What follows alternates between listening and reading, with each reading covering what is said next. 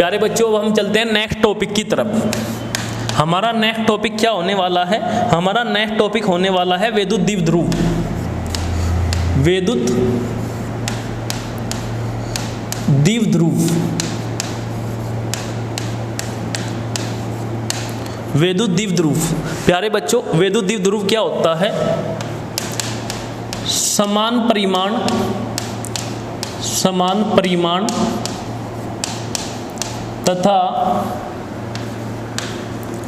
तथा विपरीत प्रकृति के समान परिमाण तथा विपरीत प्रकृति के दो आवेश समान परिमाण तथा विपरीत प्रकृति के दो आवेश एक दूसरे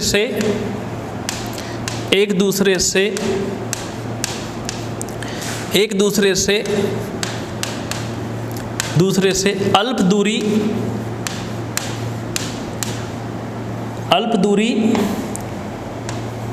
2a पर स्थित हो। समान परिमाण तथा विपरीत प्रकृति के दो आवेश एक दूसरे से अल्प दूरी 2a पर स्थित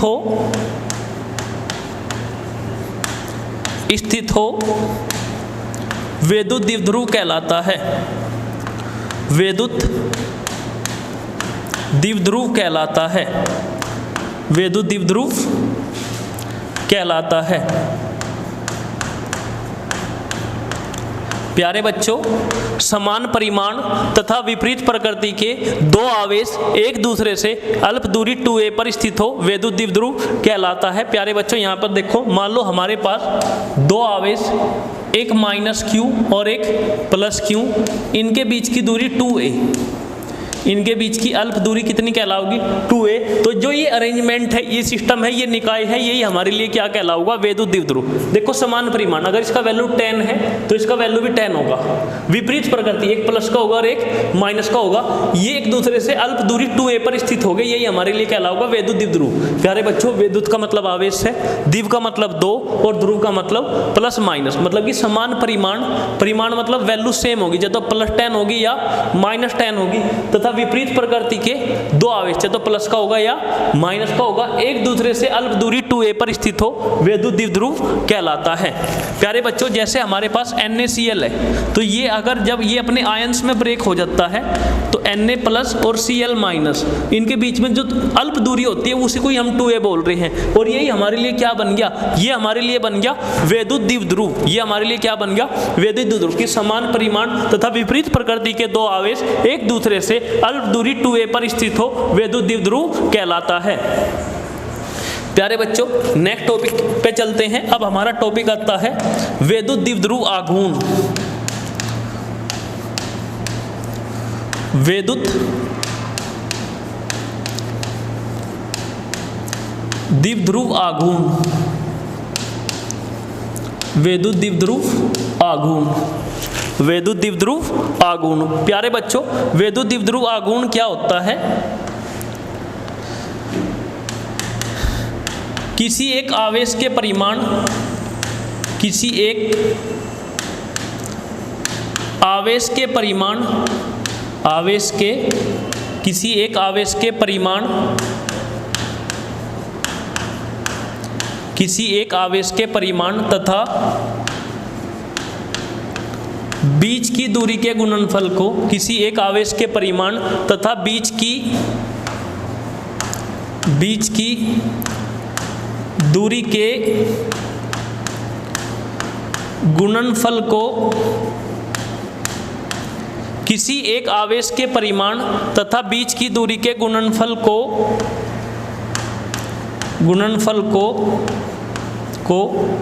वैद्युत द्विध्रुव आघूर्ण कहते हैं। वैद्युत द्विध्रुव आघूर्ण कहते हैं। किसी एक आवेश के परिमाण तथा बीच की दूरी के गुणनफल को वैद्युत द्विध्रुव आघूर्ण कहते हैं।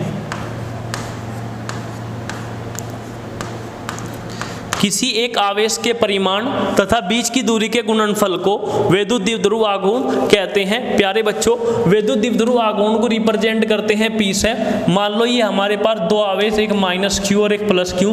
पहले मैं बना देता हूँ वैद्युत द्विध्रुव और इनके बीच की अल्प दूरी सपोज करो 2a। तो वैद्युत द्विध्रुव आघूर्ण क्या होता है? किसी एक आवेश के परिमाण मतलब माइनस की भी वैल्यू है ना तो उसे प्लस में ले लो। तो किसी एक आवेश के परिमाण तथा बीच की दूरी का गुणनफल किसी एक आवेश के परिमाण तथा बीच की दूरी के गुणनफल को वैद्युत द्विध्रुव आघूर्ण कहते हैं। तो प्यारे बच्चों, अगर हम इसे सदिश रूप में लिखें तो ऐसे लिखेंगे q इंटू में 2a सदिश। प्यारे बच्चों, अब मैं इसके SI मात्रक की बात कर ले रहा।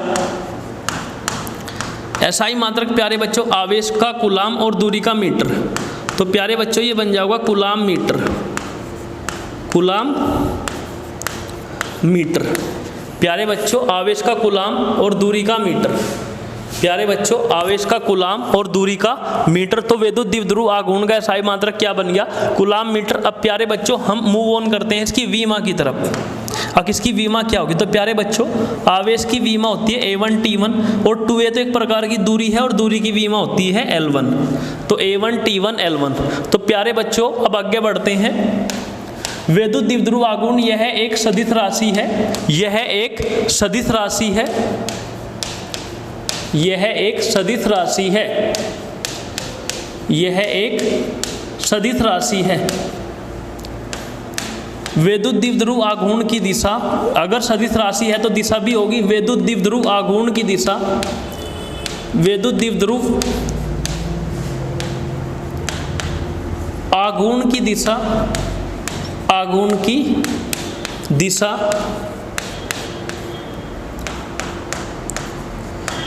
ऋण आवेश से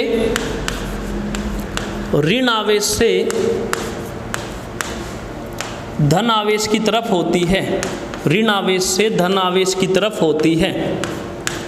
ऋण आवेश से धन आवेश की तरफ होती है। प्यारे बच्चों वैद्युत द्विध्रुव आघूर्ण की दिशा ऋण आवेश से धन आवेश की तरफ होती है।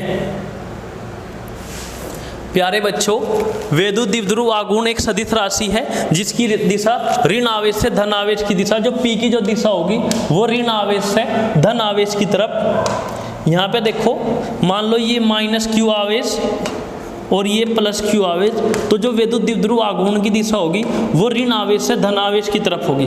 मान लो -q आवेश इधर है और +q आवेश इधर है, तो फिर दिशा ऐसे होगी। वैद्युत द्विध्रुव आघूर्ण की दिशा ऋण आवेश से धन आवेश की तरफ होती है। प्यारे बच्चों दोबारा समझो, वैद्युत द्विध्रुव आघूर्ण क्या होता है? किसी एक आवेश के परिमाण तथा बीच की दूरी के गुणनफल को वैद्युत द्विध्रुव आघूर्ण कहते हैं। फिर वैद्युत द्विध्रुव आघूर्ण को हम P से रिप्रेजेंट करते हैं, P से प्रदर्शित करते हैं, P से दिखाई पड़ता है। तो फिर मान लो ये वैद्युत द्विध्रुव आघूर्ण P किसी एक आवेश का परिमाण और बीच की दूरी का गुणनफल, ये इसका सदिश रूप, क्योंकि आवेश तो अदिश राशि होती है, इस पर तो हम सदिश लगा नहीं करते। तो उसके बाद SI मात्रक आवेश का कूलाम और दूरी का मीटर, तो क्या बन जाएगा? Coulomb metre. अगर मैं इसकी विमा की बात करूं वैद्युत द्विध्रुव आघूर्ण की, तो आवेश की विमा होती है A1 T1 और दूरी का मतलब L1। प्यारे बच्चों ये जो वैद्युत द्विध्रुव आघूर्ण होता है एक सदिश राशि होता है और वैद्युत द्विध्रुव आघूर्ण की दिशा ऋण आवेश से धन आवेश की तरफ होती है, माइनस आवेश से प्लस आवेश की तरफ, माइनस आवेश से प्लस आवेश की तरफ। प्यारे बच्चों अब हम आगे बढ़ते हैं।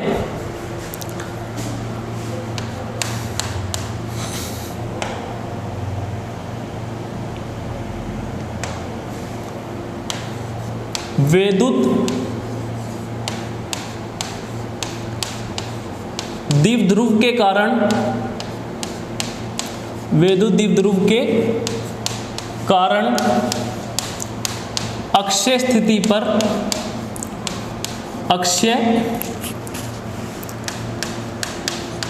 पर वैद्युत क्षेत्र की तीव्रता, वैद्युत क्षेत्र की तीव्रता।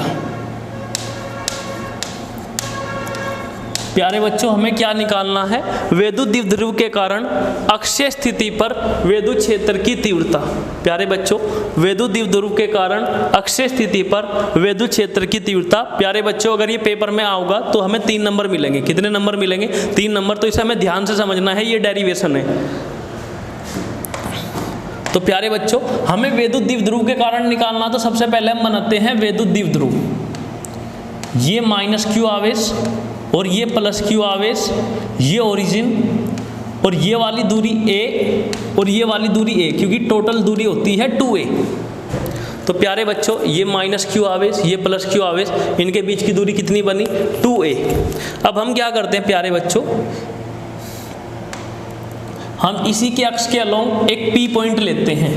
मान लो वैद्युत द्विध्रुव आघूर्ण की दिशा किस तरफ होगी? माइनस क्यू से प्लस की तरफ। तो हम इसी दिशा में इसी लाइन को आगे बढ़ाते हैं और इस पर एक बिंदु लेते हैं, अक्षीय बिंदु, और ये हमारे लिए कहलाता है अक्षीय रेखा। तो प्यारे बच्चों जिसकी दूरी हमने मान ली ओरिजिन से r डिस्टेंस पे, कितने डिस्टेंस पे? ओरिजिन से r डिस्टेंस पे, केंद्र से r दूरी पे हमने P बिंदु ले लिया जो अक्षीय बिंदु कहलाएगा। माइनस क्यू से प्लस क्यू की तरफ P की दिशा, इसी दिशा में एक बिंदु ले लो, वही हमारे लिए कहलाऊगा अक्षीय बिंदु। तो प्यारे बच्चों अब हम क्या करेंगे, हमने यहाँ पे एक परीक्षण आवेश रख दिया। वैसे भी हम ये जानते हैं कि जो परीक्षण आवेश होता है वो वैद्युत क्षेत्र, प्यारे बच्चों हम ये जानते हैं जो वैद्युत क्षेत्र की जो तीव्रता होती है वो परीक्षण आवेश पर निर्भर नहीं करती। वैद्युत क्षेत्र की तीव्रता परीक्षण आवेश पर निर्भर नहीं करती। तो प्लस वाला आवेश इसे प्रतिकर्षित करेगा और यहाँ पे वैद्युत क्षेत्र की तीव्रता बनेगी E1, और माइनस वाला आवेश इसे आकर्षित करेगा तो यहाँ पे वैद्युत क्षेत्र की तीव्रता बन जाएगी E2। प्लस वाला प्रतिकर्षित करेगा E1 और माइनस वाला आकर्षित करेगा तो E2। तो प्यारे बच्चों हम यहाँ पे लिख भी देंगे कि जो E1 तथा E2 वैद्युत क्षेत्र की तीव्रता है, वैद्युत क्षेत्र की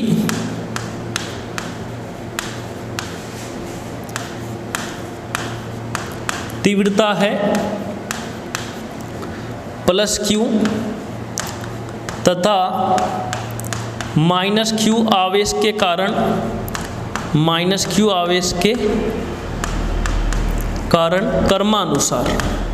प्यारे बच्चों जो E1 है वो है प्लस क्यू की वजह से और जो E2 है वो है माइनस क्यू की वजह से। प्यारे बच्चों वैद्युत क्षेत्र की तीव्रता का जो फॉर्मूला आया था स्रोत आवेश की वजह से वो था E equal k q upon r square, E equal k q upon में आर स्क्वायर। पर हमें तो ये प्लस क्यू और माइनस क्यू की वजह से देखना है, ये तो हमारा फॉर्मूला था। तो जब हम प्लस क्यू लिखेंगे तो वो लिखेंगे प्लस क्यू की वजह से E1, क्योंकि प्लस क्यू की वजह से हमने क्या मेंशन करा है E1, क्योंकि यही तो प्रतिकर्षित कर रहा है। तो E1 ये बनेगा के क्यू प्लस क्यू से लेकर P तक की दूरी। तो प्यारे बच्चों हम क्या करेंगे, हमें ओरिजिन तक की दूरी पता है, R में से हम A को घटा देंगे, R में से टोटल R में से क्या घटा देंगे, A को। सपोज करो P से लेकर O तक की दूरी 10 सेंटीमीटर है और O से लेकर प्लस Q तक की दूरी 2 सेंटीमीटर है। और अगर हमें P से लेकर प्लस Q तक की दूरी चाहिए तो हमें 10 में से 2 माइनस करना पड़ेगा जो कि 8 सेंटीमीटर ले मिलेगा, क्योंकि जो ये दूरी होती है ना R, ये प्लस Q से लेकर P बिंदु तक की दूरी है। तो हमें यहाँ से यहाँ तक की दूरी चाहिए तो हम R में से क्या कर देंगे, A को माइनस कर देंगे। तो प्यारे बच्चों ये बन जाएगा R माइनस A का whole square, R minus A का होल स्क्वायर। अब प्यारे बच्चों हम क्या करेंगे, अब हम निकाल लेंगे E2 और ये किसकी वजह से था, माइनस Q की वजह से। तो ये बनेगा KQ और माइनस Q से लेकर P बिंदु तक की दूरी कितनी है, हम R में क्या कर देंगे, A ऐड कर देंगे। R में क्या करेंगे, A ऐड कर देंगे। तो प्यारे बच्चों ये बन जाएगा R प्लस A का whole square, R plus A का होल स्क्वायर। प्यारे बच्चों में यहाँ दिखाई पड़ रहा होगा जो E है ना, E वैद्युत क्षेत्र, वो दूरी के व्युत्क्रमानुपाती है। अगर दूरी बढ़ेगा तो E घटेगा, अगर दूरी घटेगा तो E बढ़ेगा। ऐसे देखो कि जैसे ये E वैद्युत क्षेत्र, ये R स्क्वायर के व्युत्क्रमानुपाती, R बढ़ेगा तो E घटेगा और R घटेगा तो E बढ़ेगा। तो अब प्यारे बच्चों हम क्या करेंगे, जो ये R माइनस A है ये कम है, तो ये कम है तो E1 ज़्यादा होगा किससे, E1 ज़्यादा होगा किससे, E2 से, क्योंकि ये R प्लस है ये ज़्यादा है, ज़्यादा हो, नीचे वाला डिनोमिनेटर ज़्यादा होगा तो ये कम होगा, क्योंकि हर अगर ज़्यादा होगा तो E2 कम होगा, अगर हर कम होगा तो E1 ज़्यादा होगा।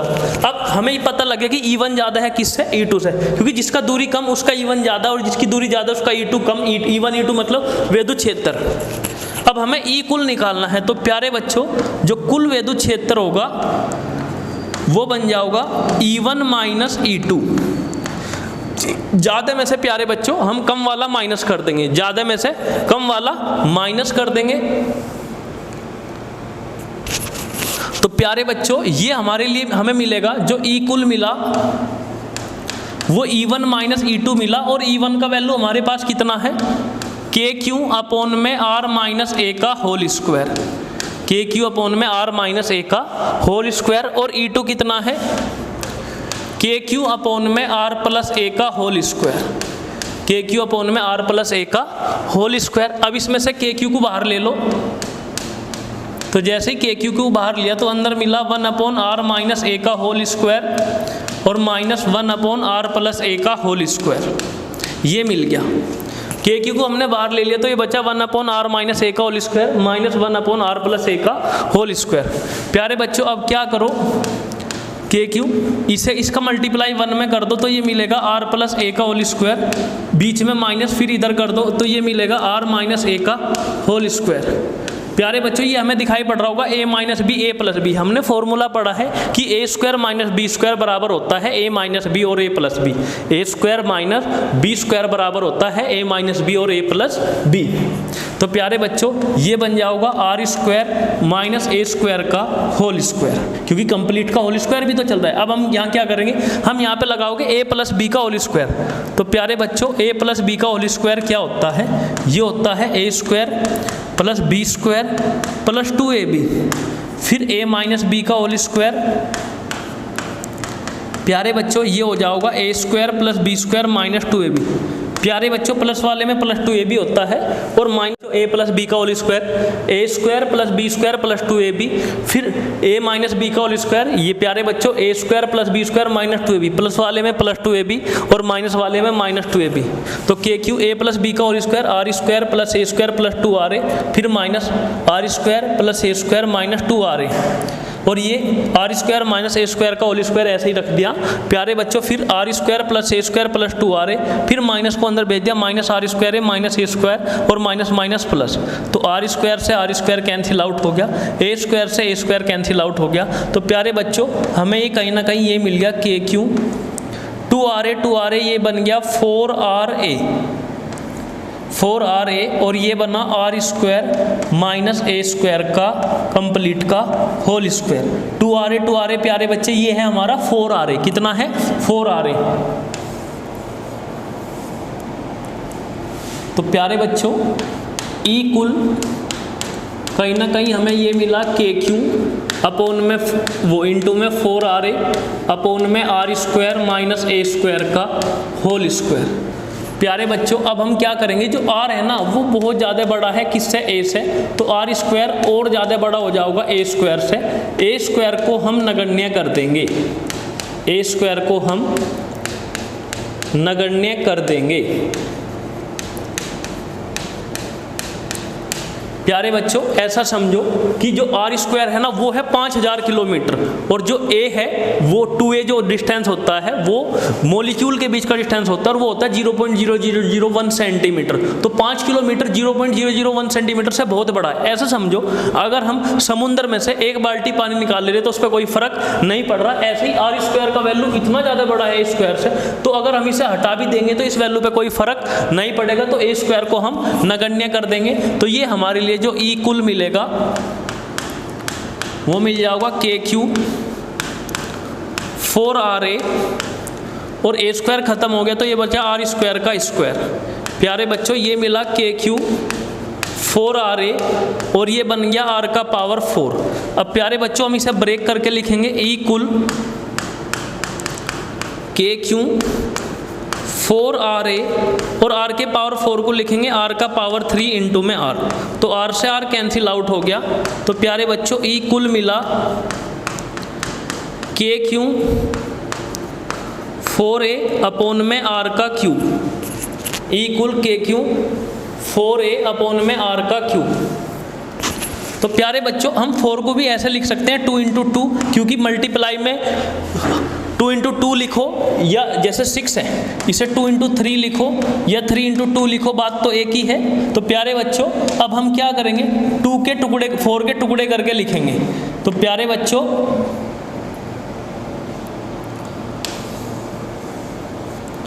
तो ई कुल ये हो जाएगा हमारा, जब हम 4 के टुकड़े करके लिखेंगे 2k क्यू 2a अपॉन में r का क्यूब। और हमने जो पढ़ा जो ये q इंटू 2a होता है, यही तो होता है हमारा वैद्युत द्विध्रुव आघूर्ण, वैद्युत द्विध्रुव आघूर्ण। तो ये जो हमारा वैल्यू आ जाएगा, ये आ जाएगा ई कुल, ये बन जाएगा 2kp अपॉन में r का क्यूब। तो प्यारे बच्चों, हमें यहाँ से ये पता लगा जो अक्षीय स्थिति पे जो वैद्युत क्षेत्र होता है वो होता है 2kp अपॉन में r का क्यूब, 2kp अपॉन में r का क्यूब। प्यारे बच्चों, ये डेरिवेशन अगर पेपर में आया तो ये हमें 3 नंबर देके जाऊगा। तो हमें ये पता लगा कि जो वैद्युत क्षेत्र होता है अक्षीय स्थिति पे वो 1 अपॉन r के क्यूब के व्युत्क्रमानुपाती होता है, 1 अपॉन r की पावर 3 के व्युत्क्रमानुपाती होता है। प्यारे बच्चों, अब आगे बढ़ते हैं नेक्स्ट टॉपिक।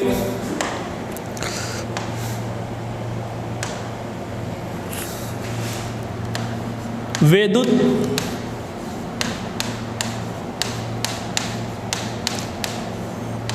द्विध्रुव के कारण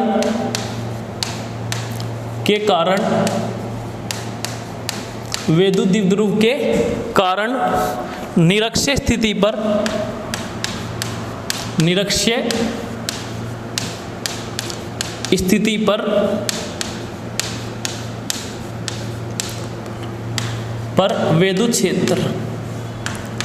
वैद्युत क्षेत्र। प्यारे बच्चों, वैद्युत द्विध्रुव के कारण पहले हमने किस पे पढ़ा? अक्षीय स्थिति पे। अब किस पे पढ़ेंगे? निरक्षीय स्थिति पर वैद्युत क्षेत्र। वैद्युत द्विध्रुव के कारण निरक्षीय स्थिति पर वैद्युत क्षेत्र। तो प्यारे बच्चों, यहाँ से हमने एक वैद्युत द्विध्रुव लिया, ये हमारा वैद्युत द्विध्रुव, ये माइनस क्यू आवेश और ये प्लस क्यू आवेश, और ये ओरिजिन से ये वाला डिस्टेंस a और ये वाला डिस्टेंस भी a। अब हमने क्या करा? ओरिजिन के लंबवत जाकर एक P पॉइंट लिया जो कि P की डायरेक्शन के लंबवत है। यही हमारे लिए कहलाऊगा निरक्षीय बिंदु और निरक्षीय स्थिति। अब ये क्या करता है? ये प्लस, मान लो हमने यहाँ पे परीक्षण आवेश रख दिया। क्या रख दिया? परीक्षण आवेश।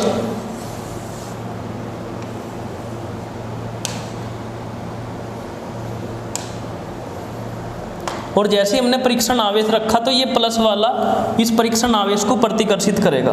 प्लस वाला परीक्षण आवेश को क्या करेगा? प्रतिकर्षित। और प्रतिकर्षित करेगा तो ये ऐसे प्रतिकर्षित कर दिया। उसके बाद जो माइनस वाला होगा वो करेगा आकर्षित। माइनस वाला क्या करेगा? आकर्षित। माइनस वाले ने आकर्षित करा, प्लस वाले ने प्यारे बच्चों क्या करा? प्रतिकर्षित। और माइनस वाले ने क्या करा? आकर्षित। हमने यहाँ पे एक एंगल मान लिया थीटा, इसी के समांतर एक रेखा खींच दी तो ये एंगल भी क्या बन गया? थीटा। और सिमेट्री की वजह से ऊपरले वाला एंगल भी क्या बन गया? थीटा। प्यारे बच्चों, ये हमारा E1 बना प्लस की वजह से और माइनस वाले की वजह से बना E2। प्यारे बच्चों, प्लस वाले ने क्या करा? प्रतिकर्षित E1 और माइनस वाले ने क्या करा? आकर्षित E2। अब हम इनके कंपोनेंट ब्रेक करेंगे। प्यारे बच्चों, यहाँ पे समझो कंपोनेंट ब्रेक कैसे करते हैं। ये एक्स एक्सिस सपोज करो, ये वाई एक्सिस। हमने किसी बॉडी को यू वेग से थ्रो कर दिया, फेंक दिया, तो जिधर एंगल टच करता है उधर आता है कोस, कंपोनेंट में यू कोस थीटा। और उसी के 90 डिग्री पे दूसरा कंपोनेंट बनता है यू साइन थीटा, जिधर एंगल टच नहीं करता। जिस लाइन पे एंगल टच करता है उस पर आता है कोस और उसके अपोजिट पे आता है साइन, ये बनेगा यू साइन थीटा। तो प्यारे बच्चों, अब मैं इसके कंपोनेंट ब्रेक करता हूं। तो यहाँ पे इस लाइन का इधर एंगल टच कर रहा है तो इधर आओगा E1 कोस थीटा और इसके अपोजिट में आओगा E1 साइन थीटा। ऐसे ही प्यारे बच्चों, इस लाइन का इधर एंगल टच कर रहा है, इधर आऊगा E2 कोस थीटा और इसके अपोजिट में आऊगा E2 साइन थीटा। और ये मान लिया कि ओरिजिन से ये वाली जो दूरी है, ये वाली दूरी है R। P तक की जो दूरी है हमारी वो है r, ओरिजिन से लेके P तक की जो दूरी है वो है r, ओरिजिन से लेके P तक की जो दूरी है वो है r। प्यारे बच्चों, अब मैं इसमें से ये ट्रायंगल बाहर निकाल लूँगा, तुम ऐसे भी कर सकते हो। मान लो ये ओरिजिन यहाँ से ले तक का ये P और ये वाली दूरी हमने कितनी मान ली थी r, और ये वाली दूरी कितनी थी a। प्यारे सपोज करो ये हमने x मान ली, तो यहाँ से जो x होगा पाइथागोरस प्रमेय से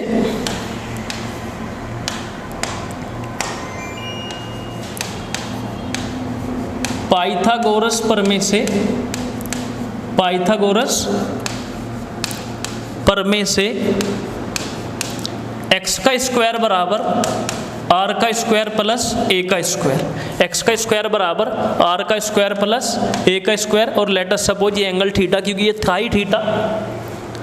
तो प्यारे बच्चों हमने कुछ नहीं करा, इसमें से एक ट्रायंगल ले लिया, एक पार्ट ये P पॉइंट जो कि r दूरी पे है, और ये यहाँ, और ये प्लस Q से कितने दूरी पे है, x दूरी पे है। तो हमने पाइथागोरस प्रमेय लगाई। पाइथागोरस प्रमेय क्या बोलती है, जो 90 डिग्री के सामने वाली साइड है अगर उसका स्क्वायर कर दे तो x का स्क्वायर बराबर r का स्क्वायर प्लस a का स्क्वायर। स्क्वायर हटाया हमने, इधर क्या लग गया, रूट लग गया। तो x इक्वल रूट का मतलब power 1/2, r square plus a square का पावर 1/2। प्यारे बच्चों हमें कोस थीटा की भी जरूरत पड़ेगी, तो वो अभी निकाल लो। कोस थीटा प्यारे बच्चों क्या होता है, कोस थीटा होता है आधार बटे कर्ण, आधार बटे कर्ण। प्यारे बच्चों थीटा के सामने वाला लंब तो आधार कितना हो जाएगा a, और 90 डिग्री के सामने वाला कर्ण तो कर्ण कितना हो जाएगा x। तो यहाँ से जो कोस थीटा मिलेगा आधार कितना a और कर्ण कितना आया था x, और x का वैल्यू कितना है प्यारे बच्चों, ये है r square plus a square का पावर 1/2। हमने कुछ नहीं करा प्यारे बच्चों, इसमें से जो ट्रायंगल था वो यहाँ पे लिख लिया, ये P पॉइंट और ये जो कि ओरिजिन से r दूरी पे, ओरिजिन से प्लस Q तक की दूरी a, और हमने इसमें पाइथागोरस प्रमेय लगा दी प्लस Q से लेकर P की दूरी को x मान के। तो पाइथागोरस प्रमेय से x का स्क्वायर बराबर r का स्क्वायर प्लस a का स्क्वायर, हमने स्क्वायर हटाया, इधर रूट मतलब power 1/2, r square plus a square का पावर 1/2। तो प्यारे बच्चों अब हमें इसमें आगे चल के कोस थीटा की भी जरूरत पड़ेगी। कोस थीटा प्यारे बच्चों क्या होता है, आधार बटे कर्ण, आधार बटे कर्ण। तो थीटा के सामने वाला लंब तो आधार कितना बन गया a, तो 90 डिग्री के सामने वाला कर्ण x, और x का वैल्यू जो आया प्यारे बच्चों वो आया r square plus a square का पावर 1/2। प्यारे बच्चों आगे बढ़ते हैं। प्यारे बच्चों जितना E1 होगा उतना ही होगा E2, और मैंने मान लिया इसे E के बराबर। ऐसा क्यों, कि प्लस Q से लेकर P तक की जितनी दूरी है उतनी ही माइनस Q से लेकर P तक की दूरी है। पर सर प्लस माइनस, प्लस ये बता रहा है कि प्रतिकर्षित कर रहा है, और माइनस ये बता रहा है कि आवेश जो है वो आकर्षित कर रहा है। प्लस प्रतिकर्षित और माइनस वाला आकर्षित, दोनों आवेश परिमाण में बराबर है, और दोनों आवेशों तक P की दूरी भी बराबर है। तो प्यारे बच्चों जो E1 होगा वो किसके बराबर होगा, E2 के, और इनका वैल्यू बनेगा KQ अपॉन में x स्क्वायर। और प्यारे बच्चों अभी हमने x स्क्वायर का वैल्यू निकाला था, कितना आया था, r square plus a square, r square plus a square, r square plus a square. अब प्यारे बच्चों मान लो ऊपर 10 न्यूटन का बल लग रहा है और नीचे भी 10 न्यूटन का बल लग रहा है, तो नेट बल कितना हो जाएगा प्यारे बच्चों, जितना ऊपर उतना नीचे, तो कुल बल प्यारे बच्चों जो आओगा वो आओगा 0। अब प्यारे बच्चों ऐसे ही यहाँ पे देखो P बिंदु पे देखो एक बार तुम, ये जो P बिंदु है E1 साइन थीटा ऊपर की तरफ और E2 साइन थीटा नीचे की तरफ। E1 E2 तो आपस में बराबर ही है, तो जितना ऊपर विद्युत क्षेत्र है उतना ही नीचे विद्युत क्षेत्र है, तो ये एक दूसरे को निरस्त कर देंगे, निरस्त मतलब खत्म कर देंगे, खत्म मतलब काट देंगे। तो प्यारे बच्चों E1 साइन थीटा तथा E2 साइन थीटा समान परिमाण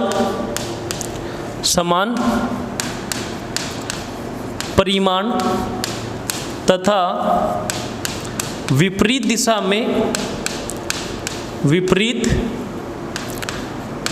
में समान E1 साइन थीटा तथा E2 साइन थीटा समान परिमाण तथा विपरीत दिशा में होने के कारण एक दूसरे को निरस्त कर देंगे, एक दूसरे को निरस्त कर देंगे। E1 साइन थीटा तथा E2 साइन थीटा समान परिमाण, समान मतलब परिमाण मतलब वैल्यू में सेम होंगे, विपरीत दिशा में, एक ऊपर है और एक नीचे है, होने के कारण एक दूसरे को निरस्त कर देंगे। तो प्यारे बच्चों इनका तो खेल खत्म हुआ कि जितना ऊपर था वाई एक्सिस वाले के E1 sin थीटा और E2 sin theta, E1 E2 को नहीं देखना है क्योंकि इनके अब कंपोनेंट ब्रेक हो गया, अब हमें कंपोनेंट को देखना है। तो E1 sin थीटा और E2 sin थीटा का खेल खत्म हुआ। अब E1 cos थीटा और E2 cos थीटा दोनों समान दिशा में। प्यारे बच्चों इसी दिशा में 5 न्यूटन का बल और उसी दिशा में 10 न्यूटन का बल, तो जब दो बल समान दिशा में होते तो उनका एडिशन हो जाता है, तो टोटल कितना हो जाएगा 15 न्यूटन का बल हो जाएगा। तो प्यारे बच्चों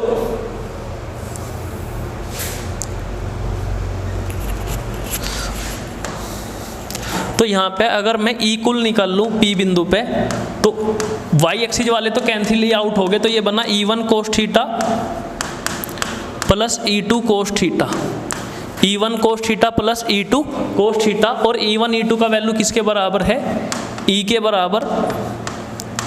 तो प्यारे बच्चों ये मिला E cos theta plus E cos theta, E और E प्यारे बच्चों कितना हो गया, ये बना 2E cos theta, 2E cos theta,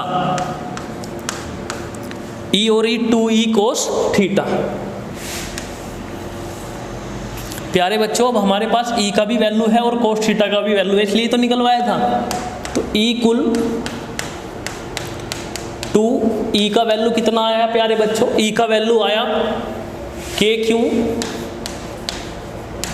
upon में x square plus a square, x square plus a square, और कोस थीटा का वैल्यू कितना आया था, ए अपॉन में रूट में r square plus a square का पावर 1/2, ए अपॉन में आर स्क्वायर प्लस वो आर नहीं होगा प्यारे बच्चों, ये एक्स होगा,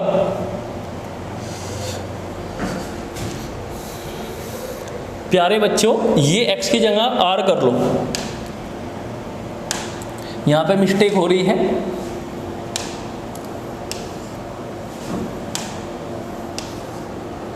तो प्यारे बच्चों ये हो जाएगा r square plus a square. प्यारे बच्चों अब हमें क्या करना है, E का और cos थीटा का वैल्यू ला के रखना है, E का और cos थीटा का। तो E का वैल्यू कितना है, KQ अपॉन में r square plus a square, और cos थीटा का वैल्यू कितना है, A अपॉन में r square plus a square का वैल्यू 1/2। सबसे पहले हमने क्या करा, E का वैल्यू रखा KQ अपॉन में r square plus a square, और cos थीटा का वैल्यू A अपॉन में r square plus a square का पावर 1/2। प्यारे बच्चों हम 2 को साथ में ले लेंगे तो ये बन जाएगा KQ2A। अब प्यारे बच्चों बेस सेम है, तुमने ये पढ़ा होगा 2 का पावर 1 और 2 का पावर 2, अगर बेस सेम होता है तो पावर ऐड हो जाती है, तो 2 का पावर कितना बन जाएगा 3 बन जाएगा। अगर 2 का पावर 4 और 2 का पावर 6 है तो बन जाएगा 2 का पावर 10। ऐसे ही बच्चे अगर 2 का पावर 1 और 2 का पावर 1/2 डायरेक्ट याद रखियो, 1 और 1/2 जोड़ के आता है 3/2। तो प्यारे बच्चों यही कंसेप्ट हम यहाँ पे यूज करेंगे कि बेस सेम है, ये पावर 1 और ये पावर 1/2, तो पावर 1 और पावर 1/2 ये बन जाएगा r square plus a square का पावर 1 और 1/2 बन गया 3/2। तो प्यारे बच्चों यहाँ से हम P लिखेंगे, ये Q इंटू 2K के बराबर हो जाएगा। अब हम यहाँ लिखेंगे कि जो R है ना बड़ा होगा किससे, A से, तो आर स्क्वायर और ज़्यादा बड़ा हो जाएगा ए स्क्वायर से, और ए स्क्वायर को हम नगण्य कर देंगे, ए स्क्वायर को हम नगण्य कर देंगे। तो अगर ए स्क्वायर को नगण्य कर देंगे, Q इंटू 2A की जगह तो रख देंगे P, तो ये बन जाएगा KP, और इसे नगण्य कर देंगे ए स्क्वायर को, तो ये बचा आर स्क्वायर का पावर 3/2। तो प्यारे बच्चों 2 से 2 खत्म हो गया और ये बचा KP अपॉन R का क्यूब। तो हमें ये पता लगा जो निरक्षीय स्थिति पे विद्युत क्षेत्र होता है प्यारे बच्चों वो होता है KP अपॉन R का क्यूब, KP अपॉन में R का क्यूब, KP अपॉन में R का क्यूब। प्यारे बच्चों ये विद्युत द्विध्रुव, इसकी वजह से हमने क्या निकाला, विद्युत क्षेत्र किस कौन सी स्थिति पे, निरक्षीय स्थिति पे, और ये हमें मिला KP अपॉन में R का क्यूब, KP अपॉन में R का क्यूब।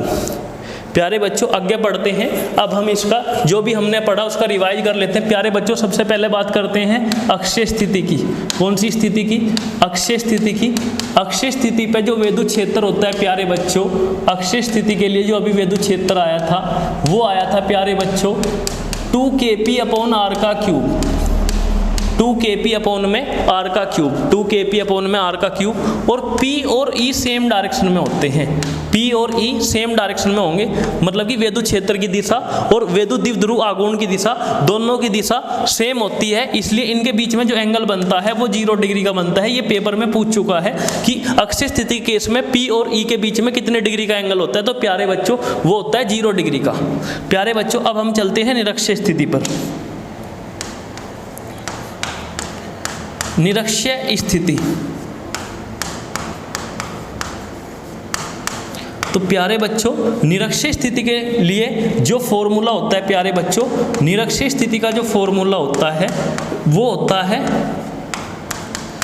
kp अपॉन में r का क्यूब। तो प्यारे बच्चों तुम्हें यहाँ से दिखाई पड़ रहा होगा कि जो अक्षीय वाला है वो निरक्षीय वाले का डबल है। निरक्षीय स्थिति वाले में एक चीज और है, अगर p इस डायरेक्शन में है तो जो e कुल होगा वो अपोजिट डायरेक्शन में होगा, जो बीच में एंगल बनेगा वो बनेगा 180 डिग्री का। अक्षीय स्थिति पे बनता है p और e के बीच में 0 डिग्री का एंगल, बट निरक्षीय स्थिति के केस में p और e के बीच में जो एंगल बनता है प्यारे बच्चों वो बनता है 180 डिग्री का। कितने का बनता है? 180 डिग्री का। अब मैं तुम्हें ये भी लिखूंगा प्यारे बच्चों, अगर मैं e अक्षीय को डिवाइड कर दूं e निरक्षीय से,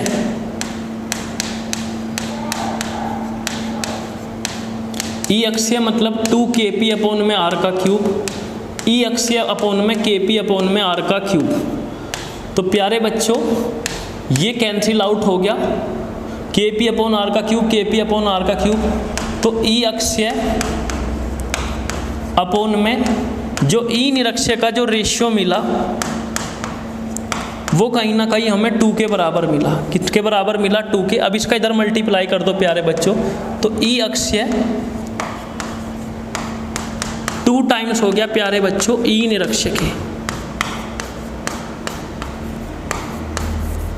ई अक्षीय 2 टाइम्स हो गया प्यारे बच्चों ई निरक्षीय के। पेपर में कभी कभी 1 नंबर में पूछ लेता है। प्यारे बच्चों यहाँ से भी अपने कंसेप्ट बिल्ड कर लो कि जो ई अक्षीय होता है उस पर जो विद्युत क्षेत्र होता है वो होता है 2kp अपॉन में r का क्यूब, 2kp अपॉन में r का क्यूब। p और e सेम डायरेक्शन में होते हैं, p और e सेम डायरेक्शन में होते हैं, तो थीटा का वैल्यू 0 डिग्री। फिर आता है हमारे लिए निरक्षीय स्थिति। निरक्षीय स्थिति पे जो विद्युत क्षेत्र आया हमारे प्यारे बच्चों सोल्व करके, वो आया kp अपॉन r का क्यूब, kp अपॉन में r का क्यूब। p और e के बीच में जो एंगल होता है वो होता है 180 डिग्री का। फिर मेरे प्यारे बच्चों मैंने क्या करा, ई अक्षय को डिवाइड कर दिया ई निरक्षीय से, ई अक्षय को डिवाइड कर दिया ई निरक्षीय से। और अक्षय वाला होता है 2kp अपॉन में r का क्यूब और निरक्षीय वाला होता है kp अपॉन r का क्यूब। इससे ये कैंसिल आउट हो गया, तो ई अक्षय अपॉन ई निरक्षीय बराबर 2 आया और मैंने निरक्षीय वाले को इधर भेज दिया। तो जो अक्षय वाला है 2 टाइम्स होता है निरक्षीय वाले के।